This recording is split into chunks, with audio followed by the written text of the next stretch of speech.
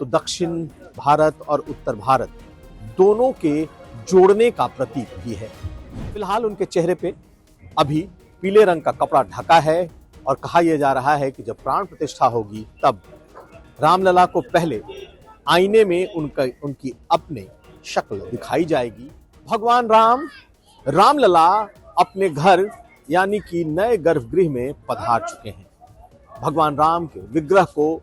गर्भगृह के आसन पर विराजमान किया जा चुका है, लेकिन 22 जनवरी को उनकी प्राण प्रतिष्ठा होगी, तब आम श्रद्धालुओं के लिए ये खोला जाएगा। भगवान राम की ये जो नई मूर्ति, नई जो विग्रह बनी है और जिसकी तस्वीर देर शाम सबके पास लोगों ने जिसे देख लिया, दरअसल वो दक्षिण भारतीय शैली की है। मैसूर के मूर्तिकार योगीराज ने उस मूर्ति को बनाया है और भगवान राम की श्वेत वर्ण की श्याम वर्ण की ये जो मूर्ति है, ये खड़ी मूर्ति है, यानी कि रामलला खड़ी अवस्था में है और कुछ 3-4 फुट उसकी ऊंचाई है। दरअसल इस मूर्ति को खड़ी अवस्था में रखने के पीछे का मकसद भी है ताकि दूर से लोग भगवान रामलला की इस मूर्ति का दर्शन कर सकें। क्योंकि याद करिए कि जिस भगवान राम की मूर्ति पूजी जा रही है, जो 1949 में रामलला की मूर्ति का प्राकट्य हुआ, या फिर जिसे उस विवादित ढांचे में 1949 में रखा गया, जिन्हें रामलला विराजमान के तौर पर जाना जाता है और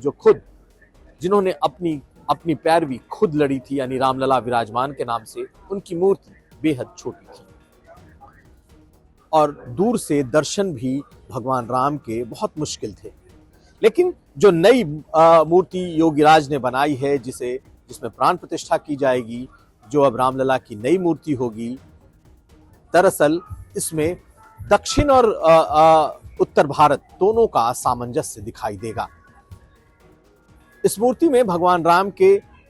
10 अवतार का वर्णन मिलता है और बकायदा इस मूर्ति में ही उनकी आकृतियां भी 10 अवतार की बनाई गई हैं। ऐसे में ये मूर्ति बेहद अहम है और कहा जाए तो दक्षिण भारत और उत्तर भारत दोनों के जोड़ने का प्रतीक भी है। यूं तो भगवान राम अवधपुरी के हैं, अयोध्या के हैं, लेकिन जो शैली बनाई गई है मूर्ति की, ये दक्षिण भारतीय शैली है। जो नए मंदिर का जो नया गर्भगृह बना है, उसमें दोनों मूर्तियां होंगी, जिसमें 22 जनवरी को जो प्राण प्रतिष्ठित की जाएंगी रामलला की वो मूर्ति, और साथ साथ